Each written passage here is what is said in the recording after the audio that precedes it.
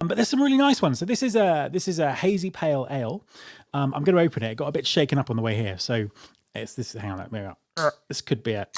Oh no, no, no, no. We're good. Right. So, and we'll pour that on camera like this. It was a bit easier than last week's Guinness, which went all over the place. And so there we go. So cheers. So if you're watching and it's appropriate, pour yourself a drink, sit back, and we'll talk through some of these headlines. That's actually really nice. I'm gonna buy some more of that. Not quite as good as last week's Guinness Zero, but pretty good, pretty good.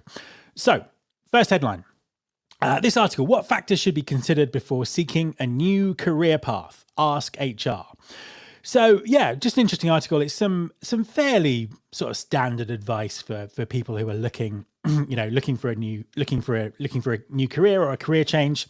Thought it was worth bringing this up because one of the biggest cliches in the recruiting industry is always new year, new career. So let's talk about that. And there was some really interesting, I think there's some really interesting things about this. So the particular person who was asking this question had been in the same company in the same job for 17 years, which kind of, I suppose, makes them a bit of an outlier these days in terms of how quickly people turn over. But that said, I know lots of people around about my age who've been in, been in the same job for similar amounts of time. So, first of all, I think that there is there's a bit of thinking around how your brain kind of processes your job here, because what I've seen very often when people are in the same company or in the same job for a very, very long time, they define themselves by that. So you see people, they might be unexpectedly looking for a new job,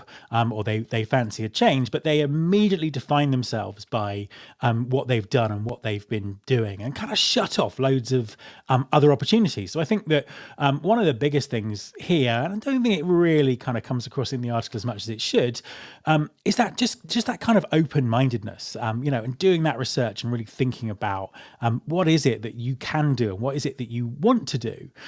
Part of that is obviously defining, what you might call transferable skills, or really just kind of understanding what you're good at and sort of taking that from there. And really, it's that kind of open-mindedness that I think is what really helps people, move careers, change things, do things kind of differently.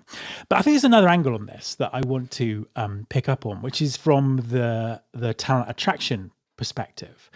And one of my biggest frustrations with recruiting across the board is sometimes the very narrow-mindedness that comes into it when hiring managers are thinking about who they want to hire, recruiters are looking at people's CVs, and it's all very well for articles like this and me just then to talk about transferable skills and mobility and moving industries and all that kind of stuff. But actually, there's a lot about recruiting that kind of doesn't really address that, being very, very narrow-minded about what people want and what skills they have and all those kind of things. And I think that's a big issue in this day and age, because skills are going out of date so quickly, and also are in short supply in so many industries. That ability to think laterally, to look at adjacent skills and really think about how someone can do the job, even if they've not worked in the same industry before or not worked in the same role before,